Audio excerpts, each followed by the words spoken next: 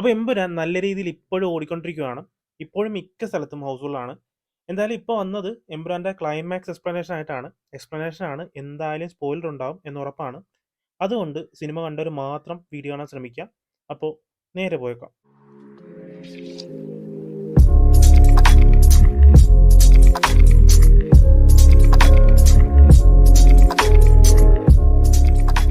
എമ്പുരാൻ സിനിമയിൽ പറഞ്ഞൊരു കാര്യമുണ്ട്, കെ ഗ്യാങ്ങിനേക്കാൾ പവർഫുൾ ആയ ഒരു നെക്സസ് എൻട്രി ചെയ്തിട്ടുണ്ട് എന്ന്. അതിനെ ശരിവെക്കുന്ന രീതിയിലാണ് ക്ലൈമാക്സ് അവസാനിക്കുന്നത്. കാരണം ഖുറേഷിയുടെ സ്ഥലത്ത് വെച്ച് തന്നെയാണ് ഷെൻ ട്രയാഡ് ജതിൻ രാംദാസിനെ കൊല്ലുന്നത്. ആ ഒരു ബ്ലാസ്റ്റ് നടത്തുന്ന സമയത്ത് ഖുറേഷിയുടെ മുഖത്തൊരു പേടി നമുക്ക് ശ്രദ്ധിച്ചാൽ മനസ്സിലാവും. ആ ഒരു പേടിയിൽ നിന്ന് തന്നെ നമുക്ക് വ്യക്തമാണ് ഖുറേഷിയേക്കാൾ പവർഫുൾ ആണ് ഷെൻ ട്രയാഡ് എന്ന്. അതിപ്പോൾ റിവ്യൂലൊക്കെ പറയുന്ന പോലെ ഏതോ ഒരു ചൈനീസ് റെസ്റ്റോറൻറ്റിലെ ചൈനീസ് ഷെഫൊന്നും അല്ല വന്നത്. കളിയാക്കാനായിട്ട് നമുക്കങ്ങനെ പലതും പറയാൻ പറ്റും. ക്ലൈമാക്സിലുള്ള പോലെ അതേപോലൊരു സീൻ തുടക്കം തന്നെ നമ്മളെ കാണിക്കുന്നുണ്ട്.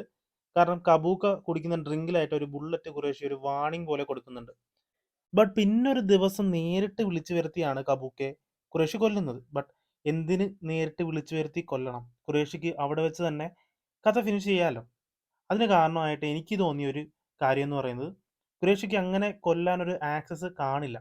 എന്ന് വെച്ചാൽ ഷെൻ ട്രയാഡ് നെക്സസിന്റെ കൺട്രോളുള്ള സ്ഥലത്തായിരിക്കാം കബൂക്ക ഉള്ളത്. ആ ഒരു കൺട്രോൾ മറികടക്കാനുള്ള ഒരു ആക്സസ് ഖുറേഷി ഗ്രൂപ്പിന് കാണില്ല. അതുകൊണ്ട് കൂടി ആയിക്കൂടെ കബൂക്ക ഒരു സ്ഥലത്ത് വിളിച്ചു വരുത്തി കൊന്നതും.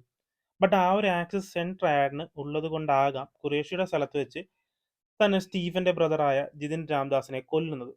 ഇതിൽ ശ്രദ്ധിക്കേണ്ട ഒരു കാര്യം എന്ന് പറയുന്നത്, രണ്ട് സ്ഥലത്തും സ്പൈകളുണ്ട്. ഖുറേഷി ഗ്രൂപ്പിലും അങ്ങനെ ഒരാളുണ്ട്. അതുകൊണ്ട് തന്നെയല്ലേ ജിതിനെ അവർക്ക് കൊല്ലാൻ പറ്റിയത്. ലൂസിഫറിൽ നിന്ന് എംബ്രയറിലേക്ക് വന്നപ്പോൾ മനസ്സിലായ കുറച്ച് കാര്യങ്ങളുണ്ട്. കബൂക്ക കാർട്ടൽ എന്ന് പറയുന്നത് ഖുറേഷിയേക്കാൾ അത്ര പവർഫുൾ ആയ ഒരു കാർട്ടലല്ല എന്നുള്ളത്.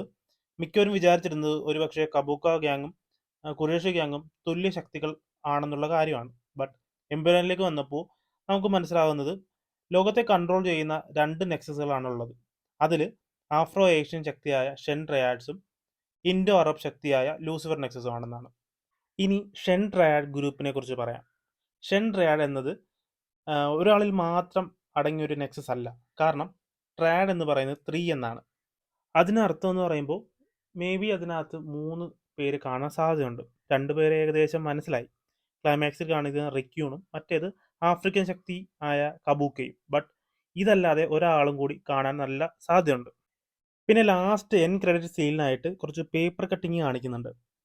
അതിൽ ശ്രദ്ധിച്ചപ്പോൾ ഒരു കാര്യം മനസ്സിലായത്, ഖുറേഷി നെക്സസിന് കുറച്ച് പവർ കുറയുന്നതായിട്ട് കാണിക്കുന്നുണ്ട്, നഷ്ടപ്പെടുന്നതായിട്ട്. ആ ഒരു രീതിയിലുള്ള ന്യൂസ് അതിൽ കാണിക്കുന്നുണ്ട്. ഷെൻ ട്രയാഡ് തകർക്കുന്നതെന്ന് തന്നെയാണ് ഉദ്ദേശിക്കുന്നത്. എൻ ക്രെഡിറ്റ്സിൽ കൂടുതൽ പറയുന്നത് ഷെൻ ട്രയാഡിൻ്റെ ഇൻവോൾവ്മെൻറ്റിനെ കുറിച്ചാണ്. അതിലെടുത്ത് പറയേണ്ട ഒരു കാര്യം, ഷെൻ ട്രയാഡ്സ് ഇന്ത്യയിലേക്കും ഈ ഡ്രഗ്സും കാര്യങ്ങളും ഇൻവോൾവ് ചെയ്യിക്കുന്നു എന്നതാണ്. അപ്പം മനസ്സിലാക്കേണ്ട ഒരു കാര്യം, ഇന്ത്യയിലും ഒരാൾ കാണും ഷെൻ ട്രയാഡ്സിൻ്റെ സഹായത്തിന്. എമ്പുരാൻ ക്രെഡിറ്റ്സിൽ കാണിച്ചത് തന്നെ L3ലേക്ക് വരികയാണെങ്കിൽ കിടിലനായിരിക്കും. കാരണം അത്രയ്ക്ക് കാര്യങ്ങളൊക്കെ കാണിക്കുന്നുണ്ട് അതിനകത്ത്. ബട്ട് അതിൻ്റെ ഇടയ്ക്ക് വേറൊന്നും കാണിക്കാൻ നിൽക്കരുത്. അങ്ങനെ വന്നു കഴിഞ്ഞാൽ എമ്പുരാൻ സിനിമയ്ക്ക് സംഭവിച്ച കുറച്ച് പാളിച്ച പോലെ ഇതിലും പറ്റും, L3ക്കും പറ്റും.